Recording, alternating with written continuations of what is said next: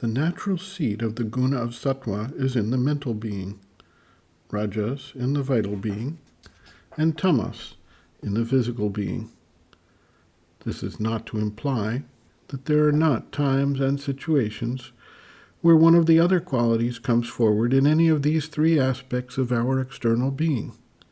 On the contrary, we can identify tamasic and rajasic elements in the mental being, as well as sattvic and tamasic elements in the vital being, and sattvic and rajasic elements in the physical being.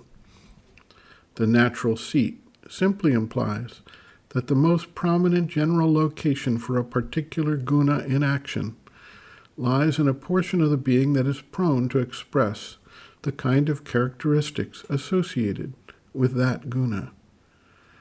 If we focus then on the physical being in the situation of the coming to the fore of the quality of tamas, we can experience it as a dullness, unwillingness to do anything, emptiness, darkness, and a sense of nothing being able to move forward. For a spiritual aspirant, this is an extremely uncomfortable status.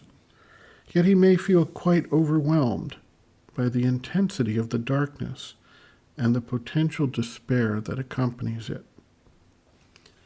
In these moments, it is difficult for the seeker to see that there is any way out of this morass. It is important that he recognize that the gunas are always in motion and that none of them can hold the field forever. Eventually, the only solution is to keep going, putting one foot in front of the other and moving forward, however slow, however difficult, however tiresome, and however hopeless it seems. It may help to reflect on Milarepa's experience. Racked by all-consuming guilt for the suffering he had caused seeking revenge through use of black magic, he sought out a guru to guide him toward spiritual realization in one lifetime. The guru, rather than providing the teachings he was granting to other disciples, put Milarepa to work doing back-breaking building and then unbuilding of stone structures without taking any assistance, using his own physical body as the sole means of carrying out this work. This went on for some years, and eventually Milarepa reached a state of extreme despair that he would ever get the necessary teachings and achieve the realization, to the point that he even considered committing suicide. It was only after this long, dark period that he was actually given the teachings which would eventually lead to a liberated state of consciousness. His tribulations go far beyond what most people, immersed in the dull routine of the physical consciousness, have to bear, and they went on for far longer than most people are stuck in that dull, meaningless routine of the daily round without seeming purpose or even energy to make it interesting or even remotely leading to progress.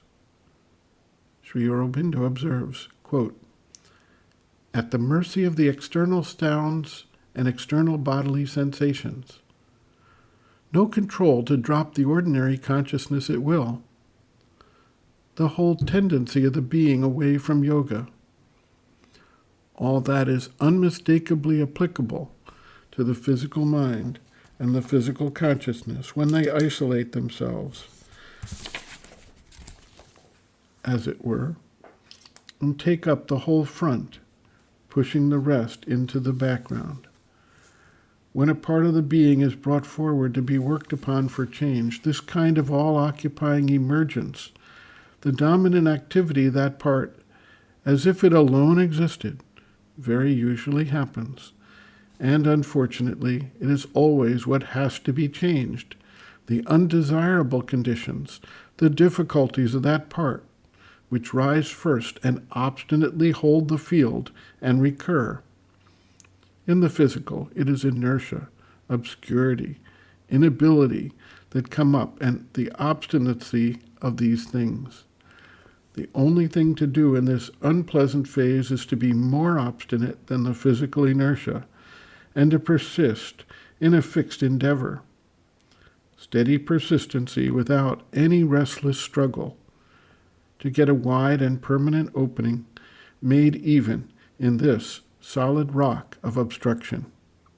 End quote. Reference, Sri Aurobindo, Basis of Yoga, Chapter 5, Physical Consciousness, Subconscient, Sleep and Dream, Illness, pages 84 to 85.